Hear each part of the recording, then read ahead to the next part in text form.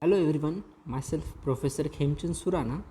In previous session, we have started the anti-cancer agent from the plant origin or the plant sources.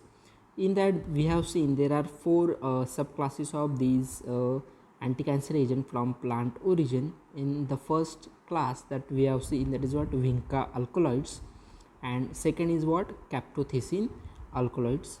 Their chemistry, mode of action and structures we have seen.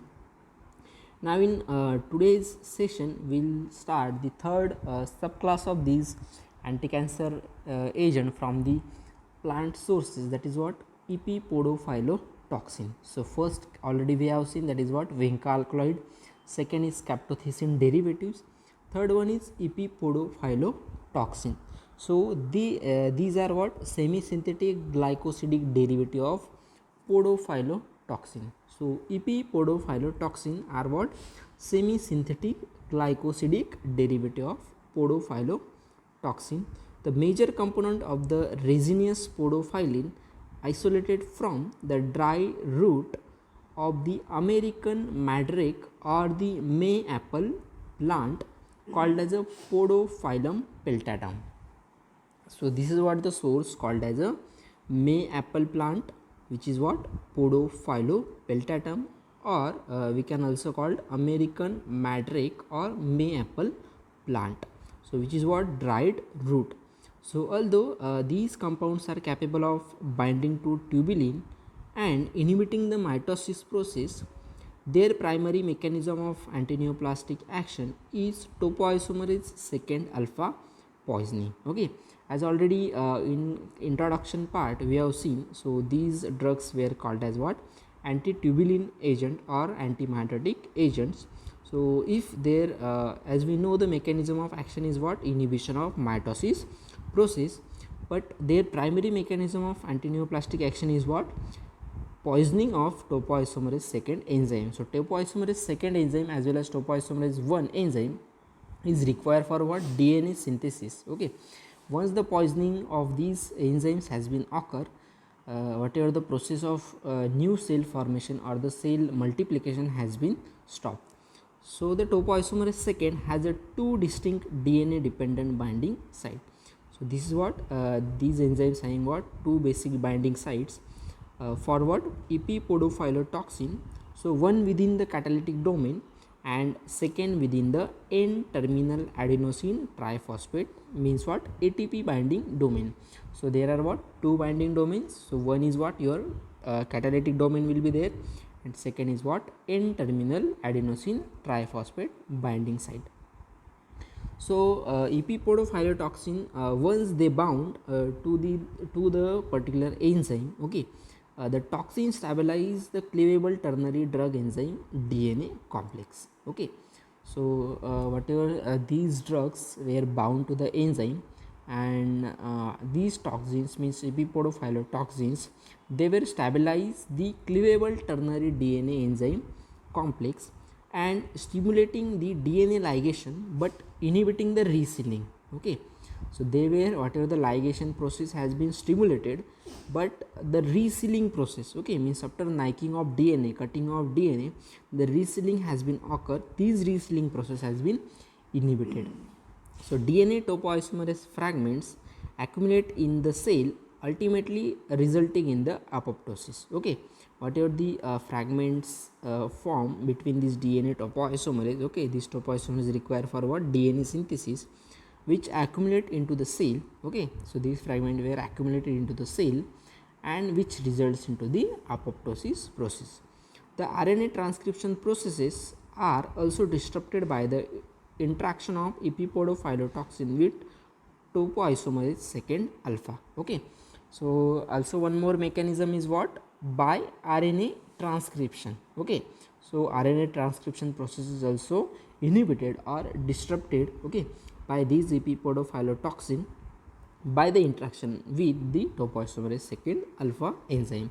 So epipodophylotoxin are cell cycle specific drugs, okay, and have their most devastating impact on the cells into the S and early G2 phase. Okay, as we have seen into the introductory part of anti-cancer agent, So there are different phases. So these epipodophylotoxin are what? Cell cycle specific drugs, and they were shows their action in what? S phase means synthetic phase and early G2 phase. So here is what the structure of epipodophylotoxin has been given. So basic structure has been given, and R will be the substitution. You can see the R substitution over here, okay, at the glycosidic or the glycosidic part, okay, through O glycosidic linkage, R group will be substituted.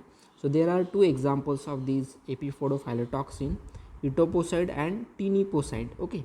So in case of etoposide, so R is equal to, there is what? CH3 means methyl group will be there, and in case of tenoposide, there is what? Thiazole or the thionyl, or we can call the thiophene ring, okay. So R is equal to thionyl or thiophene ring will be there.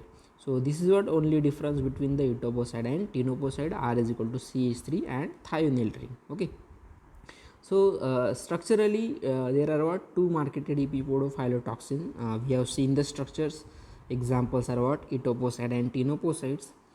They will differ in the nature, okay. So their difference already we have already seen. There is what? Methyl and thionyl ring, okay, means thiophene and methyl group will be substituted. So differ only in the nature of 1 beta D glucopyranosyl substituent, okay. So methyl or thionyl respectively, okay. So both are highly water insoluble, okay. Both are what? Highly water insoluble. But tenoposides higher lipophilicity facilitate the cellular uptake, okay. So both drugs are having what? Highly water soluble, but in as compared to the whatever the etoposide, tenoposide having what? Higher lipophilicity, and these were facilitate the cellular uptake, which results into the tenfold enhancement of the potency, okay. Once this cellular uptake has been facilitated by this tenoposide, their activity will increases by 10 folds. The need for the solubility enhancer, okay. So because of lipophilic nature, there is what? Need for the solubility enhancer, means the drug has to be solubilized.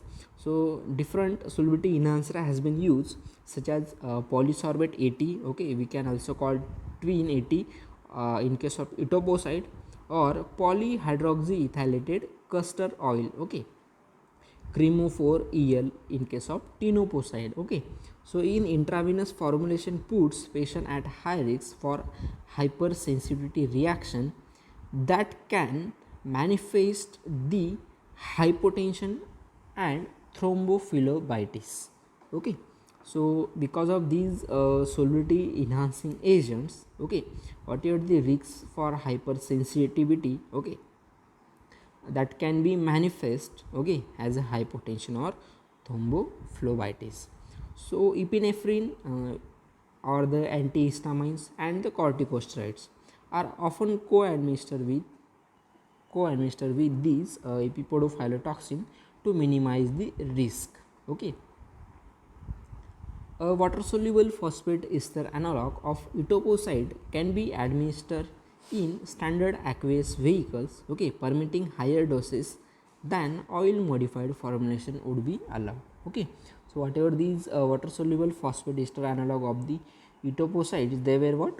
Co-administered with what? The aqueous vehicle, okay, for the permitting the higher doses than your oil-modified formulations.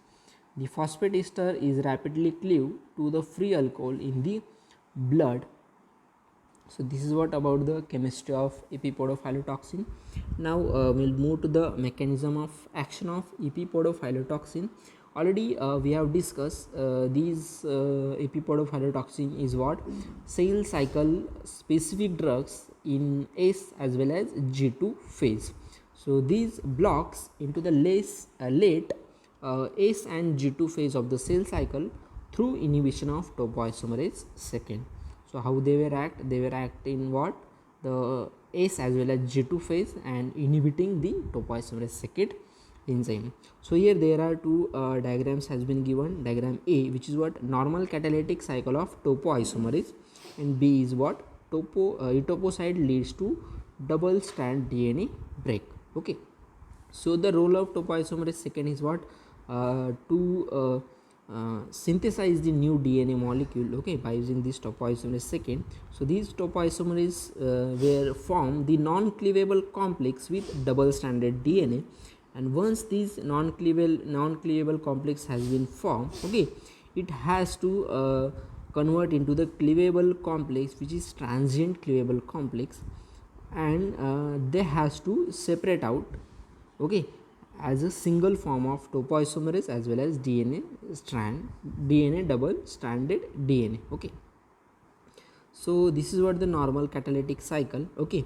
so this has to be going on, but once the treatment of these epipodophylotoxin has been given, so whatever the non-cleavable complex has been formed, from the non-cleavable complex it has to convert it into what, cleavable complex, which is what, persistent cleavable complex.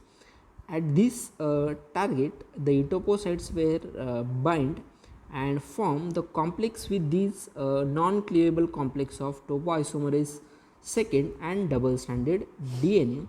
Once this complex with etopocyte has been formed, which will be what, irreversible double stranded DNA has been breaked. Once this irreversible stranded DNA has been break, the new DNA synthesis process has been stopped. Means whatever the topoisomerase second enzyme complex with the double stranded DNA, okay, these etopocytes were work on this cleavable complex and inhibit the topoisomerase second. Once this topoisomerase second enzyme inhibited, whatever the new DNA has been synthesized from this complex has been stopped or the break. So this is the mechanism of epipodophylotoxin. Now here the proposed etoposide topoisomerase second alpha binding interaction has been given.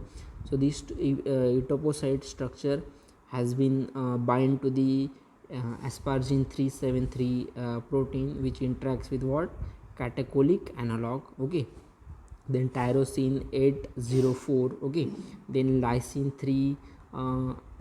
738 and glutamine 784. So these are what, different binding sites of these etoposide. Now here the metabolism of epipodophylotoxin has been given. So examples of these epipodophylotoxin is what, etoposide and tinoposide given over here. So initially what will the hydrolysis has been occur, and by this hydrolysis the hydroxy acid has been formed, and these hydroxy acid are what, major metabolites. Okay, you can see the hydroxy acid structures. Okay, so also in the presence of sulfotransferase, okay, the sulfate conjugates has been synthesized. In the presence of CYP3A 4 enzyme, the catechol metabolites has been formed. You can see at 1,2 position there is what, hydroxyl group will be there. So catechol metabolite has been formed, and from this catechol metabolite the orthoquinone metabolite has been synthesized. Okay, so these are what the different metabolites of epipodophylotoxin. Draw the metabolism and remember these metabolites. Now the next subclass of these anti-cancer agent plant source, okay, that is what, the taxanes. Okay, taxanes derivative. So these taxanes were firstly isolated from the bark of western or specific yew. Okay, the species is what, Taxus brevifolia. Okay, Taxus brevifolia. So these are what, the bark and bark of what, western or specific yew, and the species name is what, Taxus brevifolia, which is used for the treatment of lung, ovary as well as breast cancer. So taxanes hyperstabilize the microtubule structure. Okay, whatever the microtubule structure has been formed, so these kinds of taxanes will stabilize these microtubule structure after spindle formation. Okay, and freeze them. Okay, so taxane binds to the beta subunit of tubulin. Okay, so it will binds to what, beta subunit of tubulin, resulting the microtubule taxane complex does not have ability to disassemble. Okay, so once these taxanes has been bound to the subunit of beta tubulin, okay, so whatever the resulting complex of the microtubule taxane, okay, these complex having a not ability to disassemble. Okay, because the disassembly is important for what? New DNA molecule synthesis. So once this complex has been synthesized, the disassembly has been inhibited. This adversely affect the cell function, okay, because the shortening as and the lengthening of the microtubule is necessary for their functions. So these were what? Adversely affect on cell functions, okay. So here the structures of taxane derivatives given. So basic structure has been given. There is what? R and R1 substitution will be there, okay. So there is what? Taxane ring you can call, okay. The here the examples are paclitaxel and docetaxel. These are two examples, okay. So at R, in case of paclitaxel, there is benzene ring, and at R dash there is what? COCH3. And in case of docetaxel, there is what? COCH3 thrice and hydrogen at R1. So these are two structures. Just draw the structures and practice them. Initially just practice the basic structure, and from the substituents just remember both examples. Now we'll move to the chemistry of taxane derivatives. So chemically these are what? Diterpenoid taxanes, okay. So consist of 15 member tricyclic taxane ring, okay. So basically whatever the structure here given, so this is what? 15 member tricyclic taxane ring, okay. So the this is what the fuse structure, the IUPAC name of fuse structure is what? Tricyclo 9310 pentadecane. So this is what? Fuse structure, IUPAC name. So fuse to an oxetane ring. Here is what? You can see the 4 member oxetane ring over here, okay. So the we can call the D ring, okay, and contains the esterified beta phenyl isoserine side chain at C13 position. So taxane antineoplastic differs in substitution pattern at C13 benz amido or T butyoxycarbido carboxamido. C10 at the C10 position there is what? Secondary alcohol, then acetate, then methoxy ethers, okay. And at C7 position there is what? Secondary alcohol and methoxy ether.